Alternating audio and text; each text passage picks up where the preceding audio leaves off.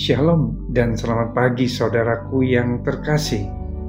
Kita mengucap syukur buat kebaikan dan penyertaan Tuhan yang sempurna di dalam hidup kita. Mari kita berdoa. Bapa, dalam nama Tuhan Yesus Kristus, kami bersyukur buat hari yang baru, di mana kami boleh bangun pagi, dapat menikmati udara yang segar, dan menikmati setiap anugerah-Mu.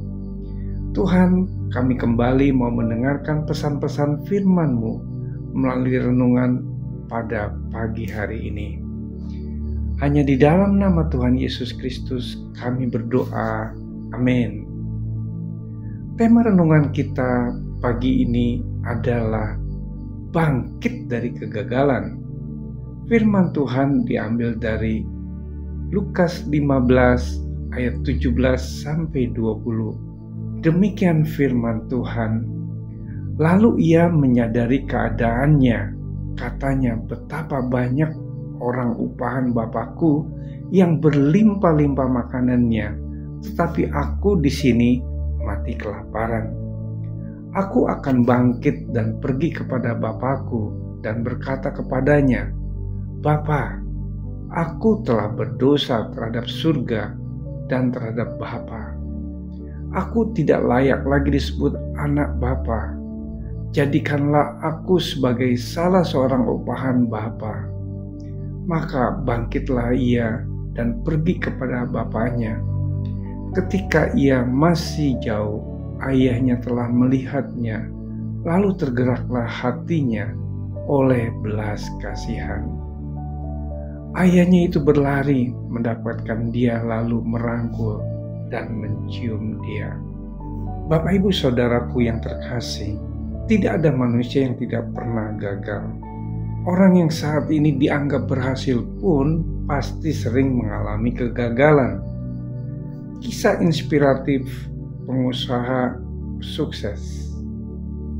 Kisah jatuh bangun Colonel Sanders, pendiri dan pemilik KFC, lahir di Huntsville, Indiana, lahir pada tanggal 9 September 1890. Sanders beberapa kali mengalami kegagalan saat bekerja.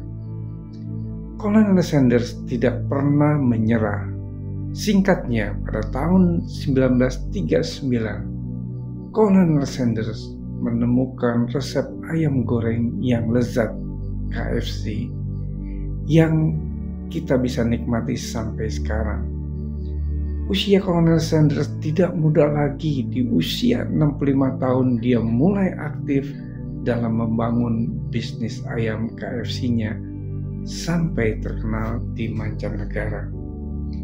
Saudaraku, begitu pun juga di dalam kehidupan kita, pernah mengalami gagal di sekolah, di kuliah, gagal menyelesaikan ujian, gagal saat bekerja, gagal mencari pasangan hidup, gagal dalam usaha, dan sebagainya. Mari kita selalu berusaha untuk bangkit dari setiap kali gagal. Jadi, jangan menganggap diri kita sebagai satu-satunya orang yang sengsara karena sering gagal. Kita harus berusaha, jangan menyerah dari kegagalan. Saudaraku, untuk bangkit kita perlu menyadari kondisi yang kita alami dan tidak berusaha menyangkalnya. Kita dapat bangkit dengan berupaya memperbaiki atau mengatasi kegagalan itu. Dalam perumpamaan anak yang hilang, si bungsu mau bangkit dari kegagalan. Ia tidak menyangkal kondisinya yang sangat menyedihkan. Sampai untuk makan ampas saja tidak ada yang mau memberi. Ia sadar kondisi orang upahan di rumah bapaknya jauh lebih baik dari dirinya. Ia sadar dirinya sudah berdosa terhadap surga dan terhadap bapaknya, lalu memutuskan untuk kembali dan meminta ampun. Ia siap tidak disebut anak, menjadi hamba pun rela.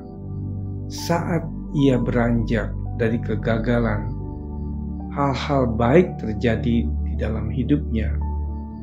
Bapa tetap mengakui sebagai anak dan kondisinya dipulihkan. Bapak, Ibu, Saudaraku yang terkasih, apapun kegagalan kita saat ini, kita harus bisa bangkit demi kebaikan diri dan orang-orang yang mengasihi kita. Pertahankanlah iman percaya kepada Tuhan Yesus dan melakukan semua perintahnya.